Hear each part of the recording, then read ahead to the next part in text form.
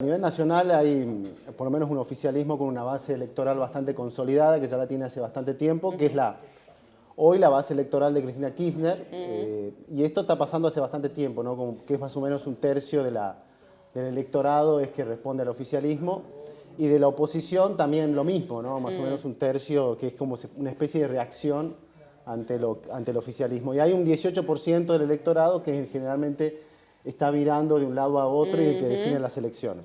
Esto no fue así, por ejemplo, el año pasado, a comienzo del 2020, sobre todo al comienzo de la pandemia, Alberto Fernández había logrado reunir a los actores principales del sistema político y eso le dio una legitimidad política propia, independiente de Cristina, de ese tercio del núcleo duro del kirchnerismo, y llegó a niveles, por ejemplo, de la encuesta que yo más sigo, de Jorge Giacobbe, a cerca del 70% de aprobación.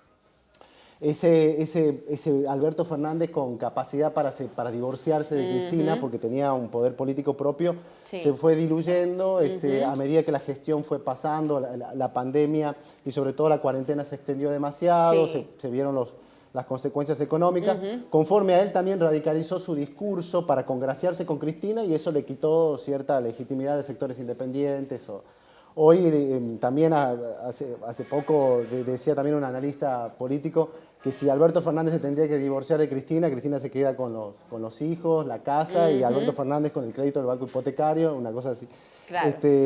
Pero hoy básicamente es así, un tercio en cada sector y un 18% en el medio que no se sabe bien para dónde va a virar, porque ahí lo que hay que analizar es si va a aparecer una tercera fuerza, ¿no?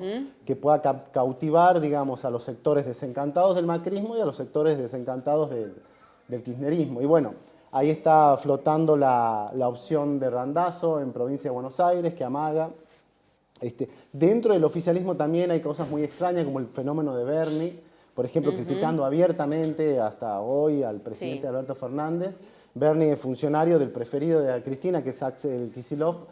Alberto Fernández todos los días pide su renuncia, pero paradójicamente la que la sostiene es Cristina, ¿no? Ahora, José, te escuchaba atentamente, ¿no? Hablabas de discursos y hablas de Cristina, de ese tercio que a muchos seguramente que nos están mirando les va a llamar la atención. El presidente Alberto Fernández en el comienzo de la pandemia comenzó con algunos discursos y era el que se mostraba un poco más visible, ¿no?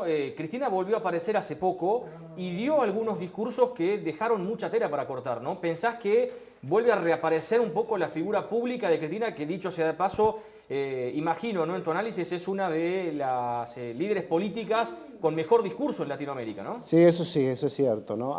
Lo que hubo durante los últimos 20 años fue la construcción de ese pueblo kirchnerista, que es un conjunto también de beneficios sociales o conjunto de gente que se sintió muy beneficiada en un momento y también capital simbólico, ¿no? Reivindicaciones a minorías, etc. Entonces hay un sector de un tercio de la población que se siente legitimada y está muy bien y se siente muy agradecida por ese pueblo que pase lo que pase la va a votar, ¿no?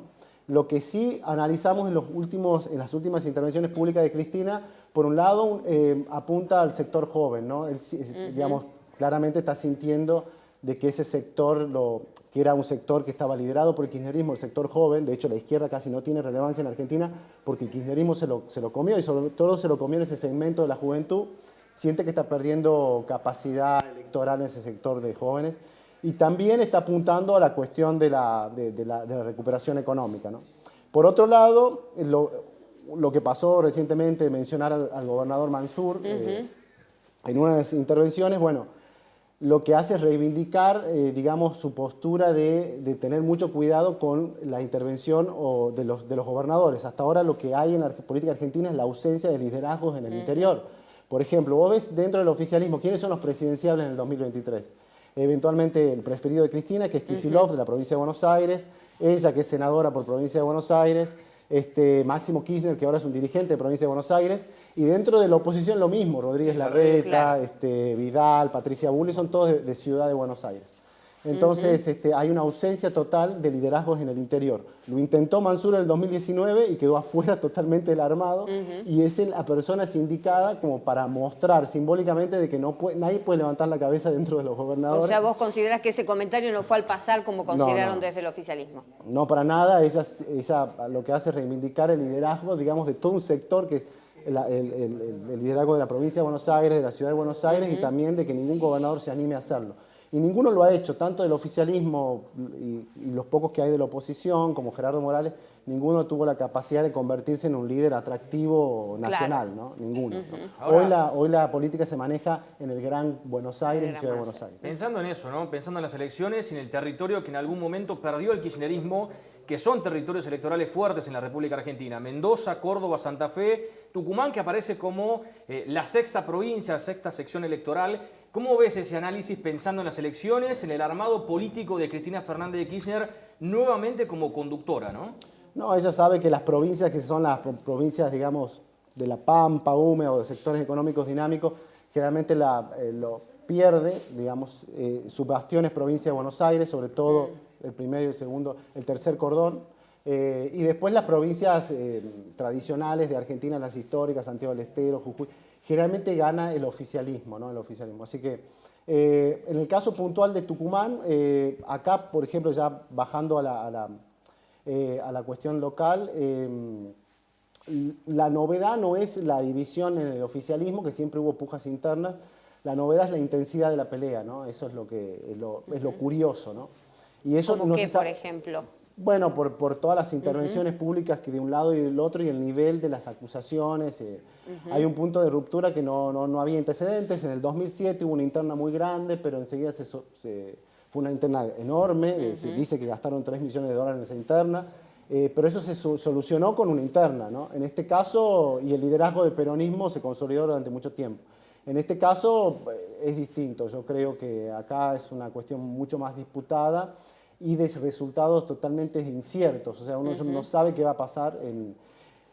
El sucesor natural, en la lógica del aparato peronista, es el vicegobernador. Es como que todos estaban resignados a eso, pero de golpe apareció este conflicto que no tiene antecedentes por los niveles de intensidad, ¿no? Así que, bueno, eso por un lado. Y en la oposición, lo que no hay en Tucumán hace mucho tiempo es equilibrio, que sí hay a nivel nacional. A nivel nacional hay cierta paridad en la Cámara de Diputados, no así en la Cámara de Senadores, pero hay cierta paridad. En Tucumán hace tiempo que no hay equilibrio porque no hay elecciones diputadas. No hay elecciones diputadas porque no hay una oposición lo suficientemente competitiva como para disputar el voto, ¿no? Básicamente disputar una elección. ¿El frente opositor sería una opción, por ejemplo?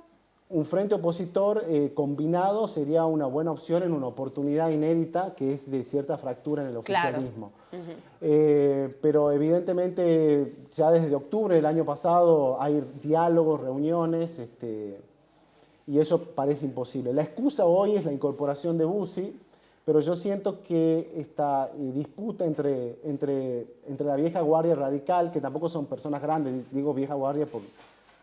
Cano es una persona joven, etc. Se repiten los nombres permanentemente. Claro. ¿no? Bueno, y entre los renovadores, que venían a ser los intendentes, sí iba a dar igual independientemente del factor Bussi. O sea, era como una disputa anunciada que hoy me parece que es la excusa el factor Bussi. Lo que sí está pidiendo el busismo es ingresar al sistema político, ser un actor legitimado en el sistema, y no lo dejan ser.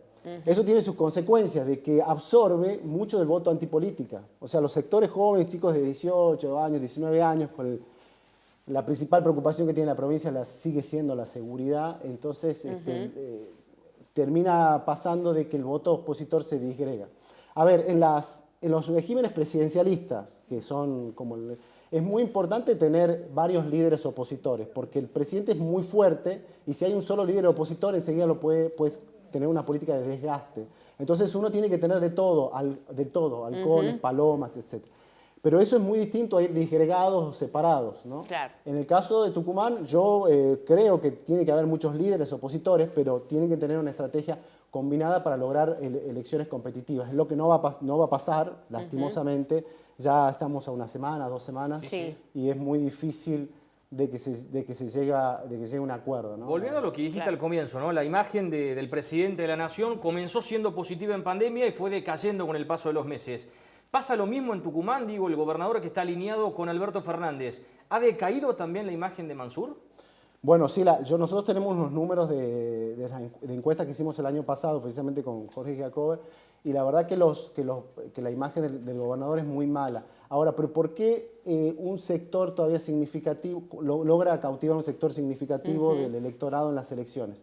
En parte porque lo que ve del otro lado, el electorado, que también es un voto racional, dice lo malo conocido es peor que la nada misma, que es la oposición. No hay una propuesta concreta todavía en ese sentido. Así que por un lado sí, la verdad que la imagen es muy mala porque los resultados de la gestión son muy malos. Por ejemplo, hablábamos hace rato antes de cámara de nuestro observatorio de gasto público. Tucumán lidera el ranking de homicidios. Y eso que destina superior a la media nacional el presupuesto en seguridad, ¿no? Estamos segundos o terceros en mortalidad infantil. No hay ninguna obra significativa e importante de la gestión de Mansur del 2015 hasta ahora. De hecho, en temas de inseguridad, nosotros estábamos 14 en homicidio en 2015 y ahora estamos segundos. Entonces, la verdad que los resultados en materia de gestión son muy malas, pero aún así la estructura peronista conserva, o sea, la clave está en el aparato peronista, conserva una porción significativa de votos en las elecciones. La respuesta es que la oposición no ha logrado tener una propuesta seria al electorado y todo lo único que uno ve públicamente son acusaciones cruzadas.